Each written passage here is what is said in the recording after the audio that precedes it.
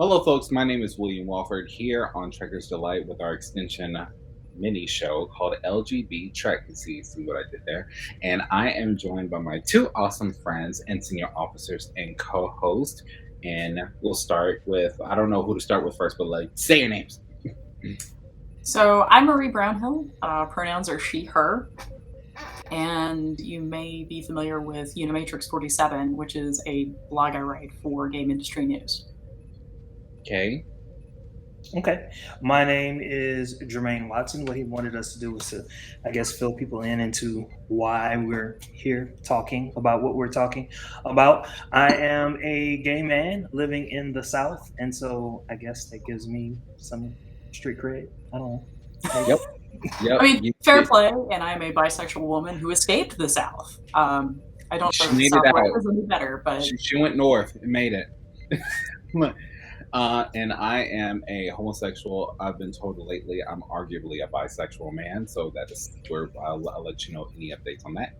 But yeah, and also living in the South, and we are all crazy Trek fans, and we just wanted to start different segments. Me on Mondays being LGBT Trek, so that way we can see the development in the Trek universe and in our past and present day century. So I would say there's a lot of LGBT representation throughout all the Trek universe, but what makes our conversation interesting is the fact that a lot of it can be open to interpretation, and a lot of it was probably prohibited by certain laws that were in place at the time, which is very different from how we're seeing representation now in shows like Star Trek Discovery, which we are now loving, by the way. Good job, guys.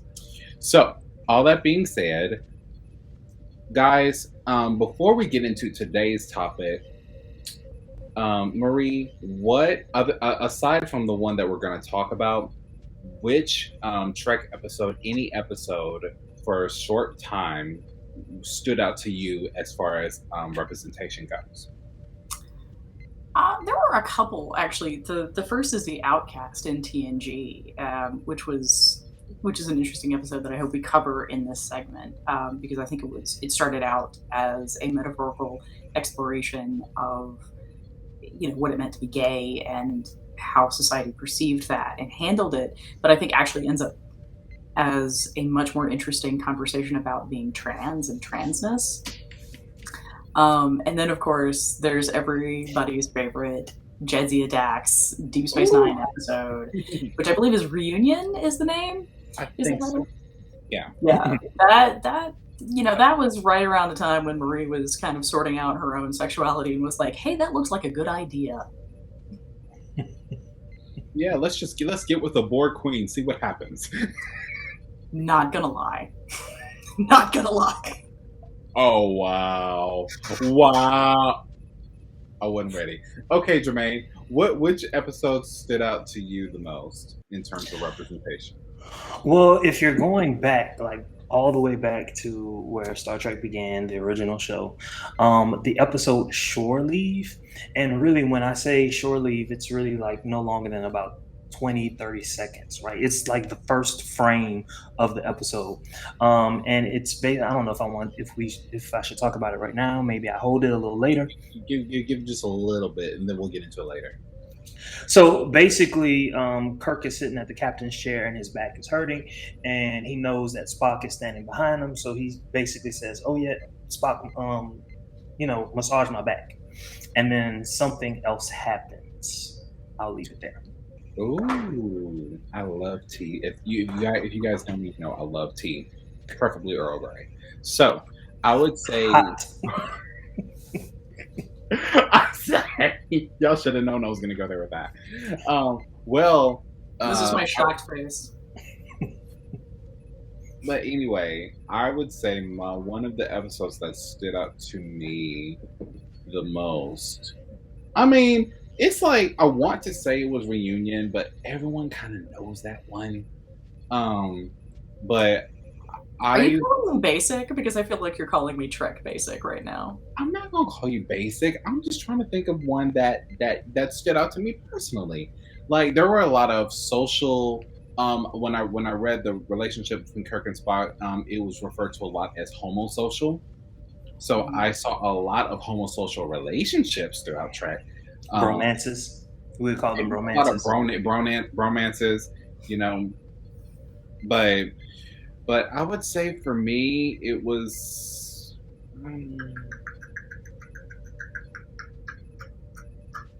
it was a line. It was a line, and it was a line that Data said in Star Trek Nemesis. Actually, it was at Troy and Riker's wedding. He said, "Ladies and gentlemen, and all transgender species." Now, that was 2005. Back then, I must have been like 11. And so I'm not knowing what this is, what he said, what this meant. So Most of America didn't know what he was talking about. had no idea. Had no idea. Even though 20 years before that they had already covered the topic. But they didn't like blatantly put it in your face because that was the 80s. But that's what stood out to me the most. And now when I watch it, I'm most appreciative of it. And so it puts me to want to have this conversation, which I am actually very intrigued by Marie's viewpoint in this. Not saying I totally disagree with it. I'm just really interested in having this conversation because I'm gonna tell you something, Marie. I'm gonna tell you something. Whenever she makes an argument, she backs it up with facts. And she is really good at that. So the episode that we all just got done watching or have seen before is the Star Trek: The Original Series, Season 2, Episode 1. Is that correct, Marie? It is. It's called Amok Time, and back then they did titles a little differently. Basically, long story short, Spock is going through pond fire, and he needs to get back to Vulcan to do the do, or else he's going to die in 8 days. That's the whole episode. That's it. Done. Then there's also the whole Kunat Caliphine business that you might want to explore before we cut that off. All of that. I will admit, even though I've always known what Ponfar was. I've always known that Spock had to have gone through it at some point. And I've even seen scenes from this episode, but this was actually my first time watching it from start to finish as a whole. Even though in the first not even the first 5 minutes, more like the first 2 minutes, and I was like, oh, he's going through Ponfar. Who else would paint the corridor with purple soup and get mad at Nurse Chapel? Like, come on now. Like, that's not. Honestly, I'm gonna tell you something before we get started. When he threw that and it hit the wall and the stuff was purple, it reminded me of a scene from The Color Purple where the exact same thing happened. And the woman said, "You're trying to kill me." And of course, Seeley was Whoopi Goldberg, who was Guinan later on in the Trek series. So yeah, there's a little connection right there. But anyway, the question is this, guys. Do you feel that there is, I don't know if this is a word, homoeroticism in Amok Time, if you've seen it? And I'm going to turn the floor over to Marie to display her point.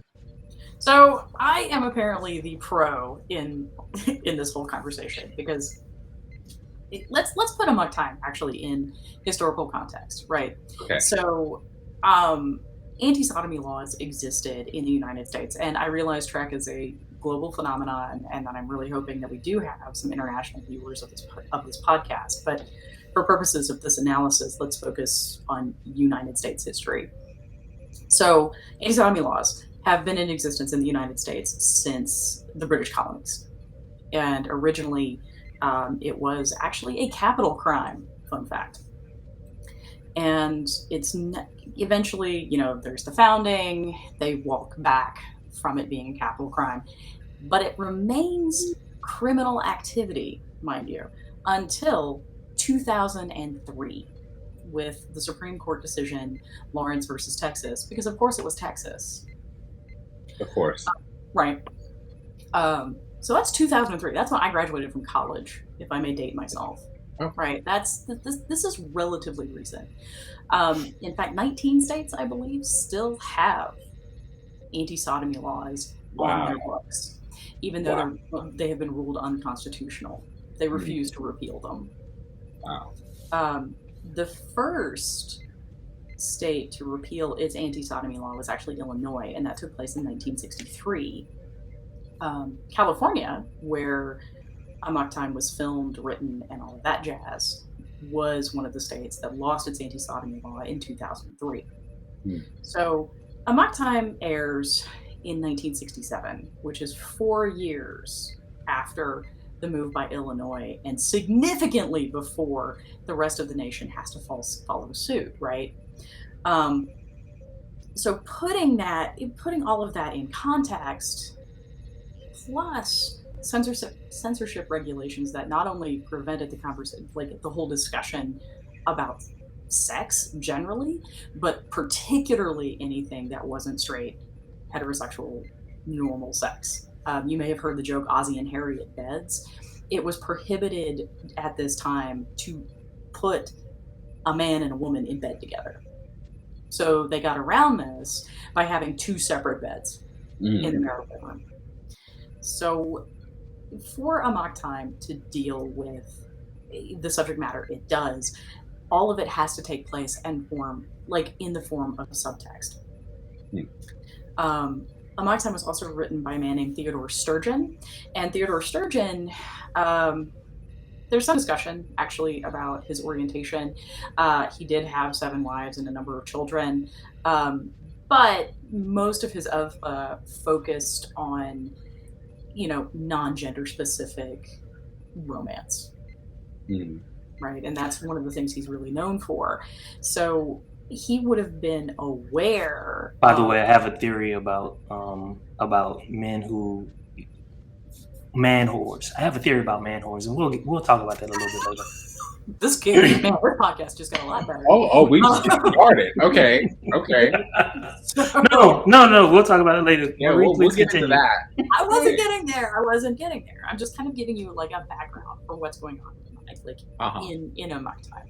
The other thing that's really interesting about Star Trek fandom is Star Trek is really one of the first science fiction franchises to have a large female following. This never happened.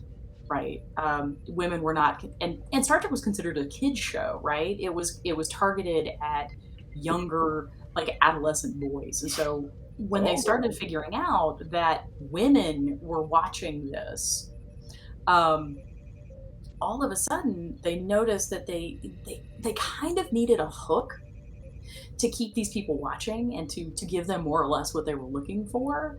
And one of the available hooks that exists in storytelling phenomena is the are they not, right?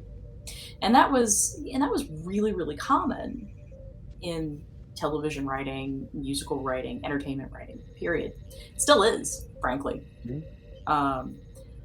But so Sturgeon, I think, actually combines that concept with the concept of the bromance, and then adds a sexual component in the form of the plateau. Okay. Because I think it is extremely significant that we have Spock, who is this outsider character, and he is throughout the series, actually, who's suddenly having to talk about these feelings, these urges that he's having, but he can't talk about it. It has to be it has to be a secret. It's not something he can share with anybody else. So, as I mentioned to William earlier, imagine you're a baby gay in 1967. Right. It is illegal to be you in almost every state of the union. And if you are sitting in the middle of nowhere watching this, likely on a black and white television, and you're watching Spock, who's always been a little bit different and is now talking about basically a metaphorical exploration of being in the closet to this person in the form of Kirk in your bedroom. Let's not forget that. That conversation takes place in the bedroom, and Kirk also manages to they also put romantic lead lighting over Kirk for this, which also don't skip. You're hearing someone talking to you, and it's probably one of the first and only times in the 60s that you are going to see something like that. And then you flash forward to Vulcan, after Kirk has completely he risks his entire career for this. How many times has he done that? this was right. This is very different. Remember, this is season 2, right? This is the first time that he really does this specifically for one character, and it's not logical for him to do this. Like there is no, and I can't even argue that it's logical. Okay. Right? Okay.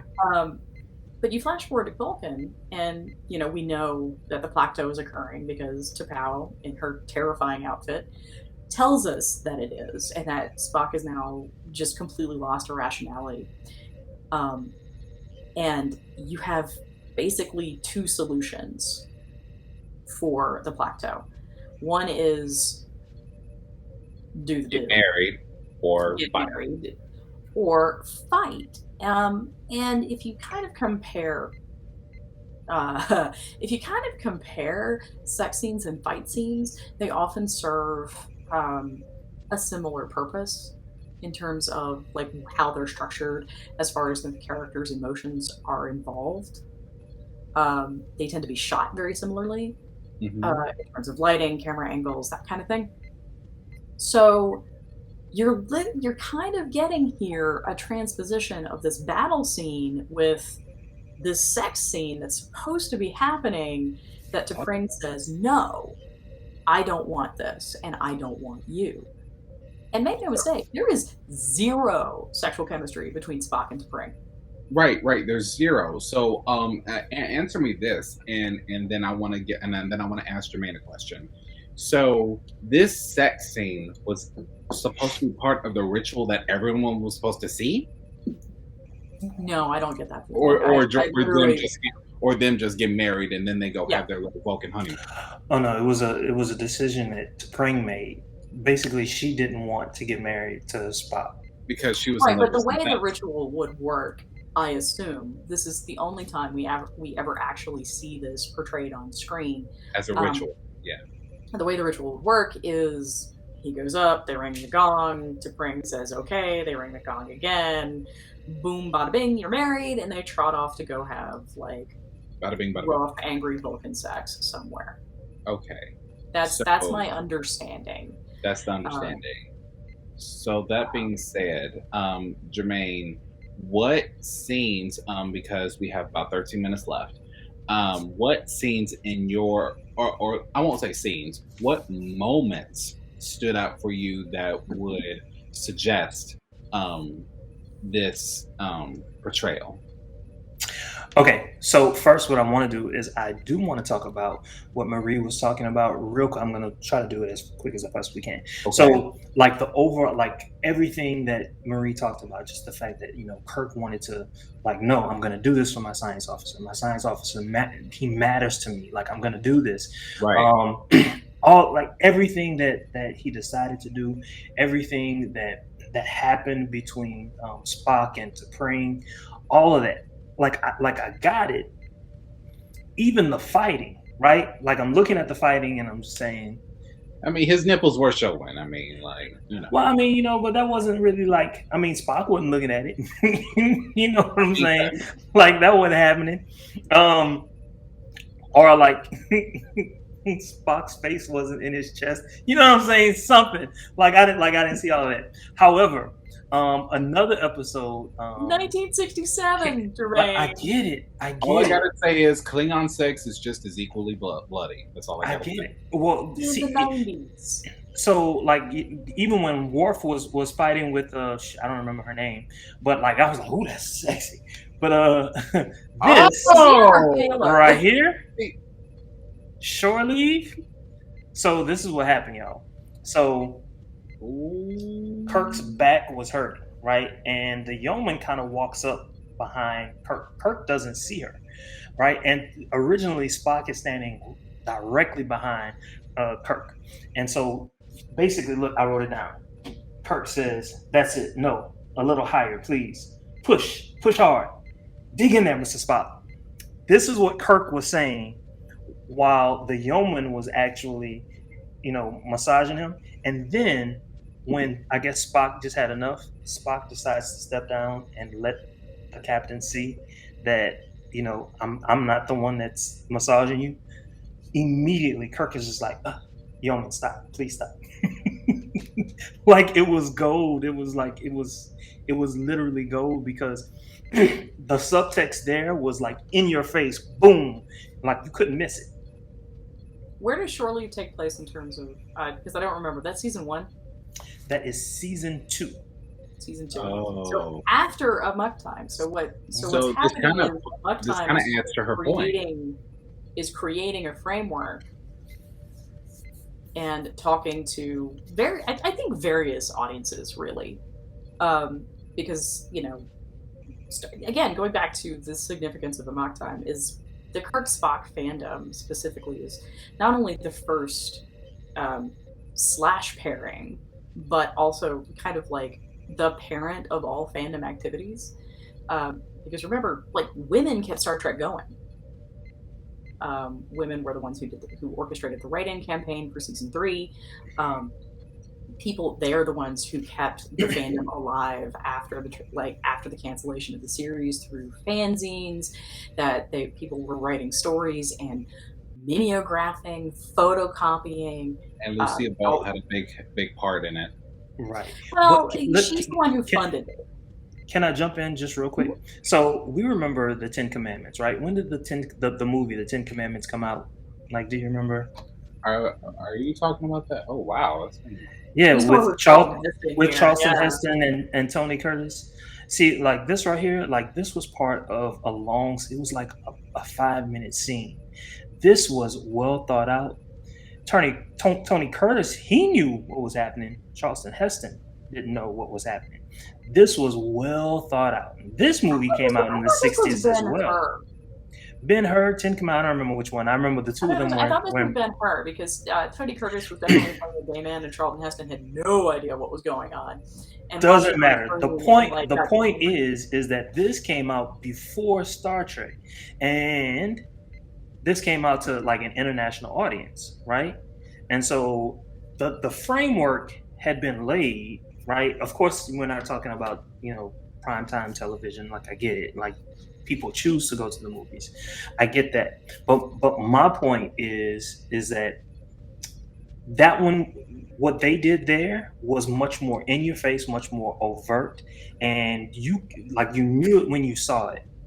So you're saying that, because as I'm understanding both points correctly, you're saying that even though this wasn't on national television, the Ten Commandments wasn't, how they wrote it in a very slick way kind of bypassed a lot of things that that you feel like Amok Time should have adapted. I'm just saying that in that movie with Charlton Heston and Tony Curtis, it has withstood the test of time. Like you can look at it today and you say, I know what they're doing. So, Time, however, it is much more. all right, think Marie, when what's you your rebuttal? discount the fact that it's network television versus a movie, I think you're kind of doing us a little bit of a disservice because remember we have two different censorship bodies going on Right. for that, and so we have different standards in terms because this was primetime TV, right? This isn't like you said, you have to make the choice to go to the movie, you have to deal with the rating system. So Mhm. this is something that you would be watching with your kids. I And so get it's that, but check this out. a much dicier proposition. But check this out. I don't whether it's Ten Commandments or Ben-Hur, both aired on television. Much And later when though? in syndication. Was it Um, aired at any point in the 60s? I don't know when it was. Don't make me lie. I don't know. I don't know. But I do think But that's my point, very but my point though, it fair. still remains the same. My point is that it is much more relevant than Amok Time was, and I'm not discounting what you're saying, Marie, at all because I get it. Back in the '60s, yeah. All I'm saying is that one is clear and one is much more. All right, Marie. And I That think, being said, that's purposeful, right? Because maybe that was purposeful because that's the question that I want to ask you, Marie. As far as the writer that you told me about, was it the Theodore writer? Sheridan. Yes. Okay. I'm afraid I don't know the gentleman quite well. Has he done other works in the the Star Trek universe that would suggest more homoeroticism? It's not necessarily in the Star Trek universe. Okay. One of his major works, and let me look up the title because I don't William, he did. He did. He did. Yes, he did. Okay. He did. He wrote at least 3 different stories for Star Trek. Okay. Yeah, and a lot of them focus on, various types of romantic issues. But the big one, Amok Time, however, was the very first one, which Right. is getting to Marie's point. Which is also an interesting point too, because he doesn't quite know how far he can go. Where is it? Because there's a pretty specific short story that everybody kind of looks at. The World Well Lost. Okay. Which he published in June of 1953. The World Well Lost basically features kind of an exploration of love without gender, right? Because Sturgeon is most interested in kind of playing along and playing with those concepts, Right. and you'll see that in the later episodes. Right. But if it's the first episode, guys, he doesn't know how far to push the envelope. Okay, that's a plausible argument. Okay, so from my Jake Sisko Young perspective, this is sorry guys. I will say that coming from a neutral standpoint, because I knew that this was going to be like a healthy, debatable topic. I already knew that going in, and that's fine because we love each other, But for me, not seeing this full episode before, it's kind of given me a new perspective on how the laws were back then, the sexuality or lack thereof of writers and different producers or so whoever was behind in the crew at the time. And how much, like Marie said, how much could they get away with at that point, especially since we're talking about season 2, episode 1. So thank you. It shows that back in the 60s. Do you know what year this was aired specifically? In the 1967. 67. Okay, so we're not even fully out of the civil rights movement yet. Like we're not even got no. And the other thing you need to realize is, so Nurse Chapel is a significant character in this episode, Yes. right? And it's one of the few episodes in which she is. And there's this wonderful sequence that she has with Spock, where basically Spock starts talking about how they have to be true to their natures. Did they? I feel never. like they did. No, never. I feel like they did in that after that shot was done. I feel like they did. No, she left. She just brought him soup. She leaves. And this is very explicit in the show, in the episode. She leaves, and he sends her to go make him make soup, even though, because he's trying to recognize that she has an emotional investment that he can't reciprocate. Which, again, if you're a baby gay in 1967, you're literally watching him let her down gently, because this is not a relationship that he can have, and there's nothing else, mind you, that would stop that, right? Especially once the whole thing with T'Pring terminates. But instead you get the scene that's behind you, where Spock is just overjoyed to the point where he actually smiles, y'all. He's in love with Kirk. He actually smiles. Oh my goodness gracious! But I bring up Christine Chapel for another reason, because Where No Man Has Gone Before was not actually the first pilot for Star Trek: The Original Series. That was actually a pilot entitled The Cage that featured Majel Barrett as number one. And there's some conversation about why that particular episode doesn't get picked up, and he has to shoot the new one that is Where No Man Has Gone Before. One of the reasons, in theory, is the fact that Majel Barrett and Gene Roddenberry were engaged in a pretty torrid affair, and everybody knew it. Mm-hmm. So there was a conversation at Paramount about whether or not they could feature her because there was a hint of sexual impropriety. So Right. when when that gets chucked and shelved, and they completely redo the pilot and all of that jazz, later Majel Barrett actually shows up with the platinum hair and completely different, and auditions for Christine Chapel, and nobody recognizes her, which is why she gets to be Christine Chapel. Um, Oh, so looking at it in that history, like, how daring would you be to push the envelope? Like, from Roddenberry's perspective, Roddenberry's a savvy businessman, for some of his other greater sins. Um, so he's aware that he's working within certain constraints. Yeah, I believe. Well, okay, so like I read a book. I know that William's trying to wrap it up. I read a book way back in the '90s. So at the time, Gene Roddenberry was still alive at the time. So Gene Roddenberry was doing his damnedest to push back on the executives, right? Like he wanted this, he wanted this, he wanted this, he wanted this, and they just kept pushing back. Like one of the, in my opinion, one of the real reasons they didn't want her, Majel Barrett, to play number one was because she was a woman. They just used the fact that the two of them were in a relationship, And I'm not saying to kind of like I'm not smooth that over.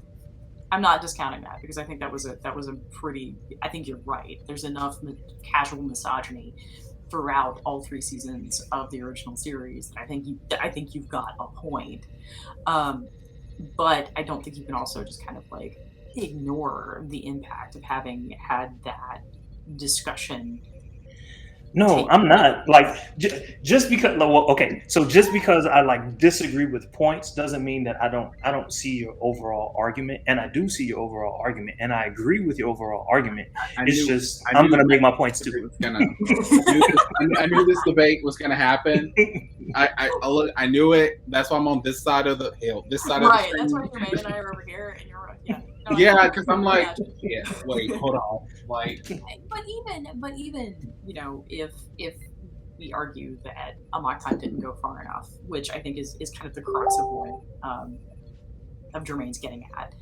I don't think we can ignore how significant its impact on fandom is, and creating what is probably one of the oldest, if not the oldest, um, slash fiction pairing, which is okay, largely what's driving Titanic sites like Archive of Our Own. okay.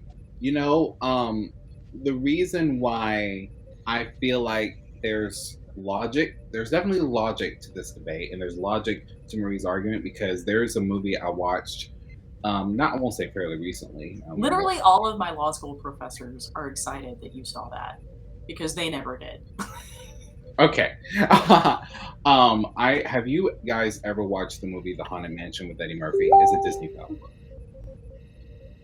I can't say that I have. All right, so it's an Eddie Murphy movie. We'll watch it sometime. Marie, like in one word, tell me what that movie is about. That's a tough one, William. I got one. I got one word, and it blew me away. There's a shocking amount going on in that movie. There is, but I'm talking about the catalyst for the whole thing. What is the one word that would describe the movie? Haunted? Racism. Valid. They never actually said it. They never said it. Basically the butler killed a black girl because she was black and would marry the white dude. So anyway, I've forgotten all about that part. It's been years.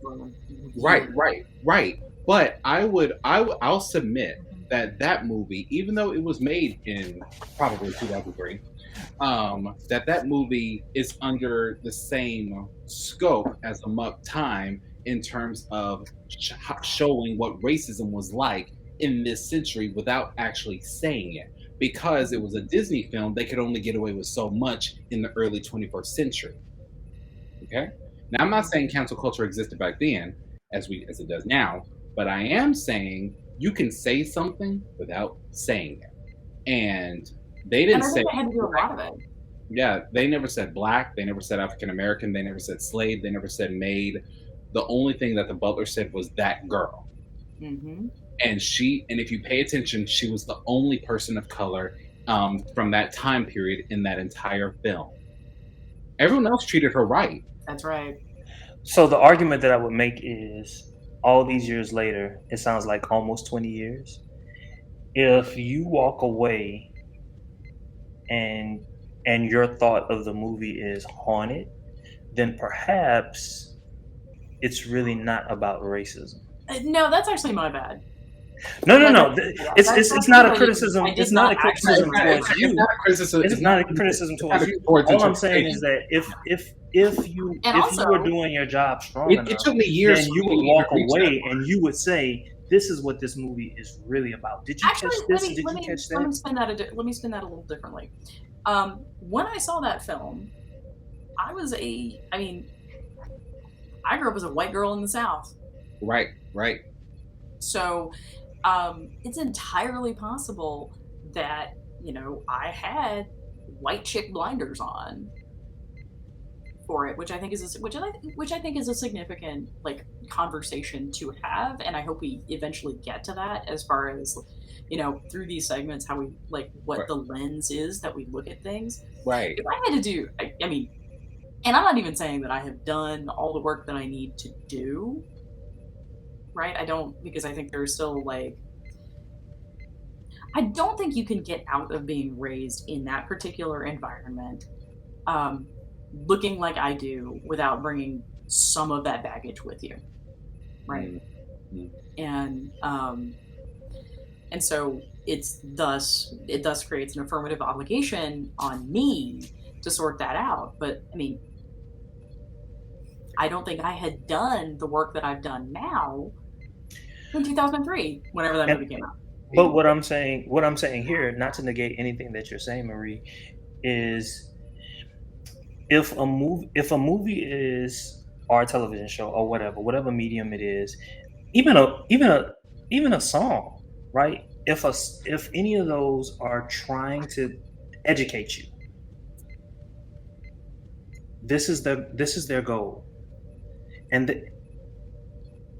you don't walk away thinking, in this particular scene this happened, and then in this particular scene this happened. If you're not able to make those connections, if you're not able to make those connections, then did you really do your job? Okay, my turn. So that being said, let's take the initial. Guys, we're gonna go into 1 hour, then we're gonna stop. I swear. But I swear. We were originally supposed to be 30 minutes. It's starting to get good. Okay, so all right. I'm gonna home in on Marie's point and then rebuttal, and then come back to the thought that I just had. So initially for season 1, it was for younger audiences of TOS. As far as its initial intention, okay, until season 2. All right, let's put this into context, okay?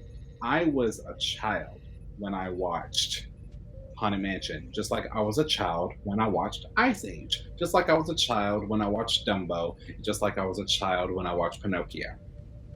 Pinocchio got high.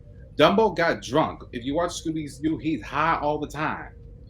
And now watching Haunted Mansion, I was not thinking about racism. Did you ever watch the Ghostbusters movie, like the originals? Yes, I did. It wasn't. I watched those as kids and loved them, right? And it wasn't until I was in college that I put together what the heck they were doing with the gatekeeper and the keymaster. And I remember sending a text message to my mother and being like, "I didn't realize these movies were about sex," and she's like, "Yep, that meant that I was doing my job." Exactly.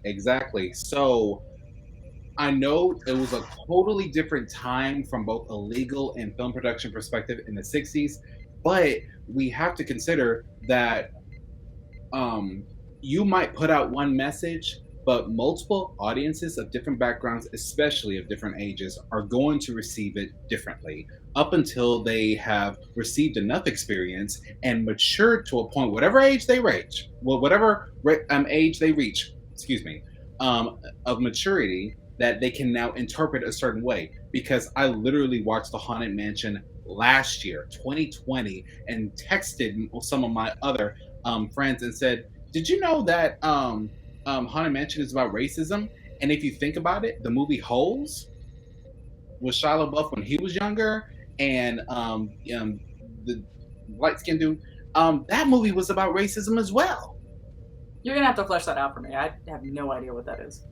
Okay, all right. They never actually said it, but the whole curse. Well, okay. Both movies were about curses that were brought on by racism. Okay, basically, the butler killed the bride to be in Haunted Mansion, and the I won't say outlaws, but the racist cowboys back in the old days of the flashbacks of Holes killed Sam while he was on the boat because he was dating the school teacher.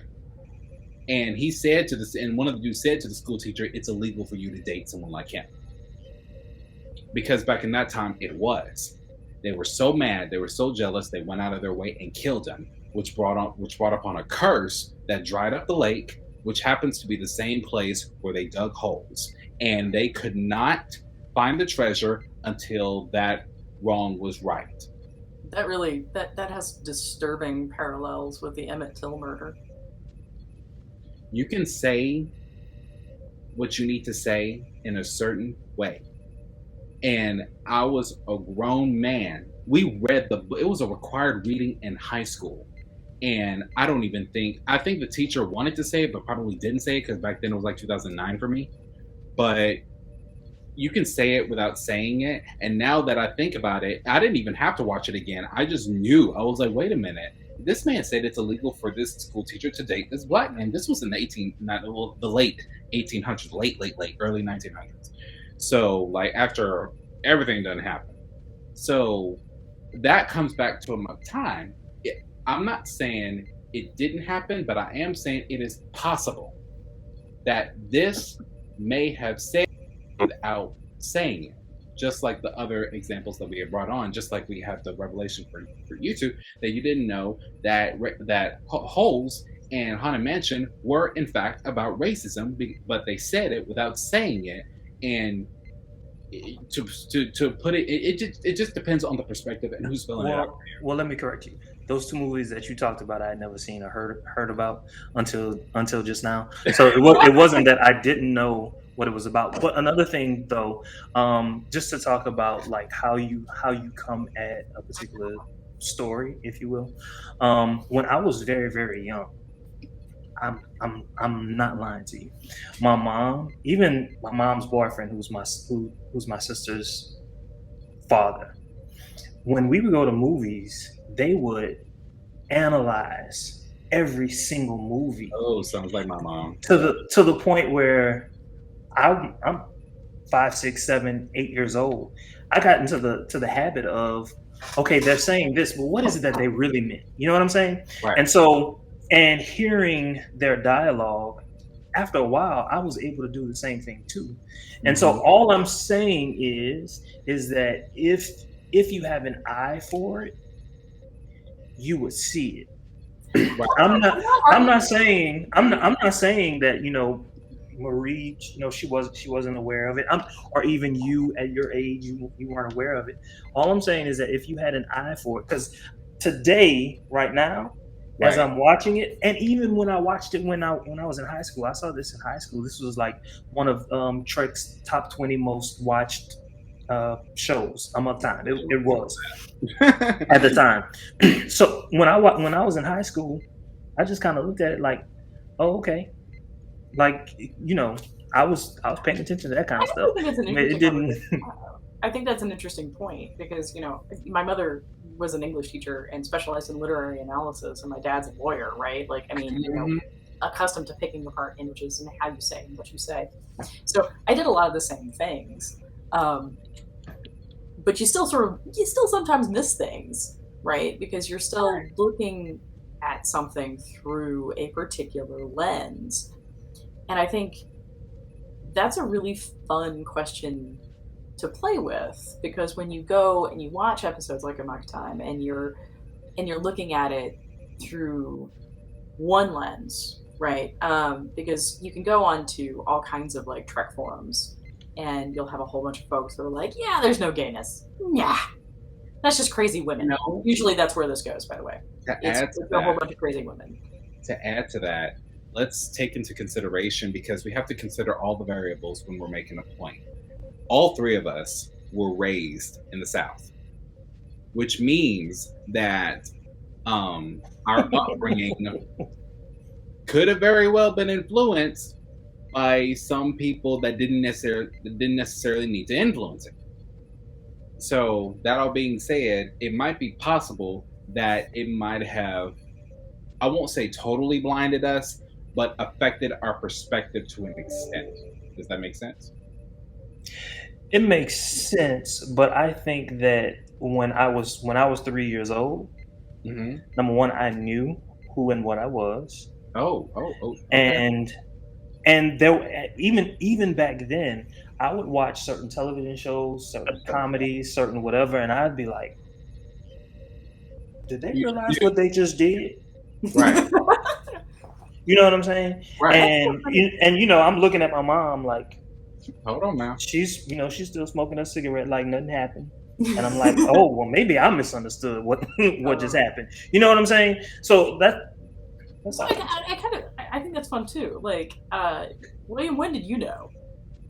I knew when I was 9. I was 9. Yep.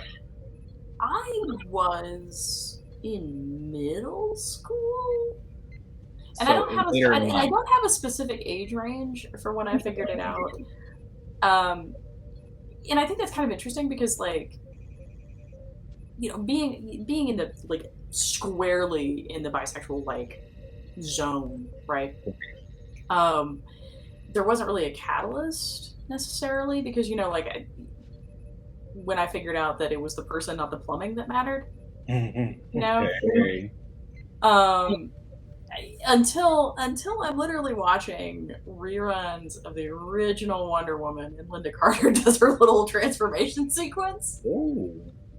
Um, and I kind of wonder if that kind of impacts because when I first watched Amok Time, I was probably like Jermaine, very young, you know, wasn't paying attention, and I was like, oh, he's talking about like this is an awkward puberty episode because I was going through puberty at the time. Okay. Right? Essentially, it is. Yeah. Right. And then later, once I started waking up to, it's the person, not the plumbing, and realizing that not everybody has that approach, that I went back and watched it and started being like, wait a minute, let's kind of break this down. Because And what makes it interesting is that I believe this was Spock's first Ponfar because he said a line that was really interesting to me. He said, "This happens to all Vulcans, but I was hoping it wouldn't happen to me," mm-hmm.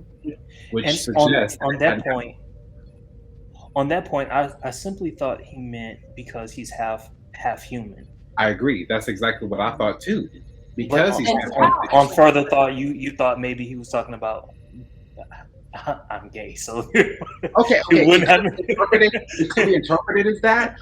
I didn't think about that, but I was What? no, See, I'm not going to bring that up. Hold on now, because you just fooled around and proved Marie's point. Because Look, I wasn't even thinking that. I I'm was going to be thinking devil's advocate. I'm always going to be devil's advocate. That's You and fine. Brandon. Because No. I think that, but I do think that's kind of an interesting point. We know it's his first Ponfar because he's not married to Prim yet, right. and Right. nobody has any sort of like, no one's shocked by that. So like the understanding is that this happens to Vulcans relatively late. So and T'Pau also kind of like asks him, are you Vulcan, are you human, like how do you span that, which if you're thinking it, if you're kind of thinking about it, like they're highlighting his difference even from Vulcans, right? So we're kind of talking about how Spock's different. He's different from being human, he's different from being Vulcan. Like I will admit, it's not just limited to like being, I mean, let's call it biracial. I mean, it could also be in terms of, you know, his orientation. you know, and actually biracial is probably the most proper context because we're talking about a totally different species with a totally different species. So this is actually probably the most correct form we can ever use biracial ever. But I from Bicistial? By the way, can we take like 5 seconds? Can I show you something for like 5 seconds? I'm scared. What you got to show us? What you brought us? Ah! Oh my god, I'm gonna have to tell everybody. No, really, guys, you've got to stick Oh my with god! it. Look, okay, so when Marie was making this point to me, I gotta tell you this story. So when Marie was making this point to me, I ain't gonna lie, I was having a hard time accepting it. Like I felt like I was Judge Lynn in divorce court. Like, so your case is that this is X, Y, and Z. So I look up, literally, I type in Amok time homoerotic, and I'll go. I said, you know, skip the articles. I ain't got time for y'all. There weren't even articles. It was just a bunch of old things from 2009 and 2007. So I go to images. I scroll down. That's the thing. That's the photo I see, and I already knew this is going to be the cover to this episode because this is going to be the cover, okay? Because it's Oh my god! Tell me when we tweet this out that we're gonna tag Wilson Cruz. If we're going to tag Wilson Cruz and Chris Pine. Why Wilson Cruz? Tell me why Wilson Cruz. Because we want him on this show. We want you, Wilson Cruz. Oh, We do. But do. also, he and Anthony Rapp got really involved in a controversy with Memory Alpha over Adira's pronouns, because Memory Alpha tended to refer to Adira with feminine pronouns, right? Yep. Until and you know she was pretty, you know, like they were pretty obviously coded as being non-binary, right? And so for Memory Alpha to use she her, right, which is obviously where the slip came from, is the Memory Alpha issue. For them to use she her for Adira was wrong from the jump, and they didn't actually, even after the episode in season 3 where Adira comes out as being non-binary, Memory Alpha didn't change the reference for Adira. They didn't go for the singular they. And Wilson Cruz and Anthony Rapp, rightly so, took them to task for it on Twitter. Do not mess with that man. Not only has he discovered the fountain of youth and will never age. Oh, I just, it's like I know we got it too, but I just want to hug him, you know, and like get some of that. Yeah. Like, yeah, right. So this is the sort of thing that would be squarely in his wheelhouse. Okay. And also, can we have a great sort of moment for the fact that Discovery has non-binary and trans representation? Like, that's big. In season, like in episode 2, there's a whole conversation that Gray has about transitioning, y'all. Like, I mean, Gray is very much coming out as a trans man, and this is, I mean, looking at where we came from, right? Because it's very hard to find representation in the original series, which is also part of why I suggested Amok time. Because, you know, if we're having to work this hard, to Jermaine's point, there's not a lot of representation for people like us in the original series. There's not. That's explicit. And then for the franchise to come so far that we've got Adira, we have Hugh Culber and Paul Stamets in a marriage. It's not just, y'all, it's not a gay marriage. It's just a marriage. They are They finally showed affection. They finally showed affection, by the way, in that episode. They finally showed affection. So they're good. They're right. Just different sections of the ship. So. Right. So this is, I mean, it's amazing. I mean, especially when you think in terms of like how Andrew Robinson wanted Garrick wanted to play Garrick as a gay man and wasn't able to do so because 90s wouldn't let him do that. And then you get like this tremendous kind of misstep with the Outcast, and then it just doesn't pop up in Enterprise. At all. It does. But I was in love with Trip. It was. I mean, let us also embrace that, okay? Let us also embrace that. And I love the fact that he was a Florida man, and it was okay. Ooh, and that accent, child, and the way I look. Okay, have you ever seen? I'm gonna say it. Have you ever seen a man do a simple task and just a simple basic task and just found that so hot? I mean, I'm trying to think of a time in my life when I've seen a man do a simple task. Oh, come on. Okay, in Wilson's case, he's sitting down.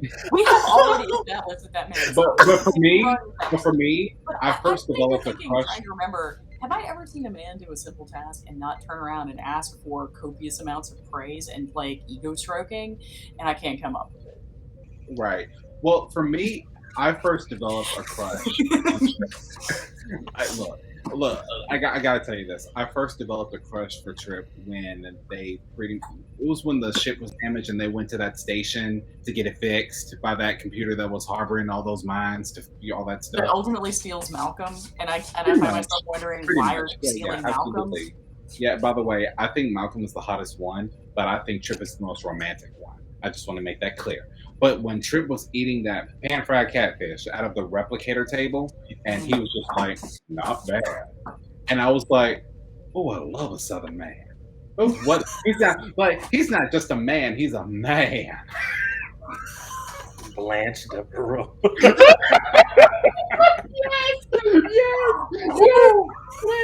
Blanche.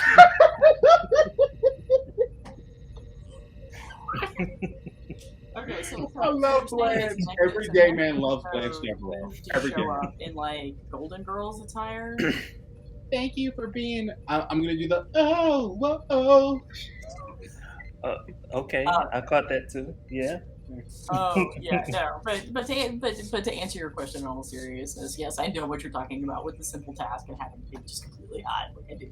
Oh yeah, absolutely. All right, guys, thank you. For being your friend, yes, absolutely, always. Also, I'm not gonna lie, I made that man joke just for Jermaine's face, and I got it. I mean, it wasn't quite, I didn't quite get like Williams drinking, like I didn't get it this time. I'm actually kind of sad because my bottle is over there and it's empty.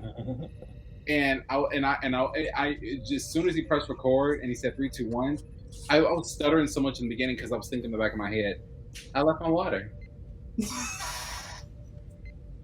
I got guys, this is normally what I do while we got 2 minutes left. I literally just do this. Every time I say something terrible.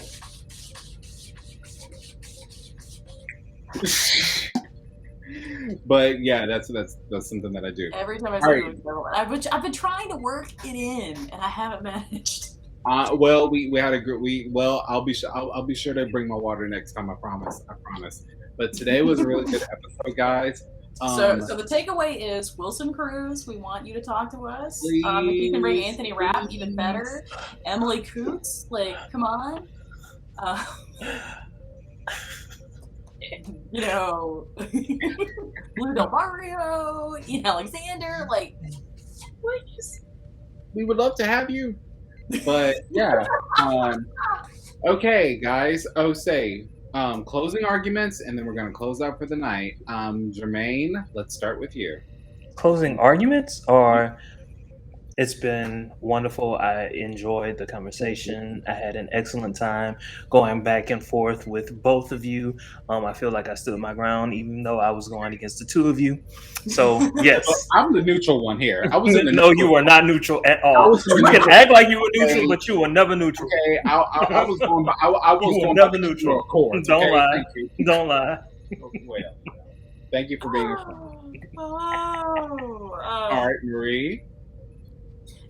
You know, I had a great time, obviously, and I do think it's a really fun conversation to have, like looking at our perspectives and how that influences how we view this, and also I think it's a good opportunity to talk about like what Trek means to a larger community, right? Right. And then the fact that there are people now that can acknowledge that they saw something of themselves in Spock, and not just the outsider, not just like maybe being biracial, but also possibly being seeing representation that they didn't get anywhere. And I think that's valid, and I want to validate that for them.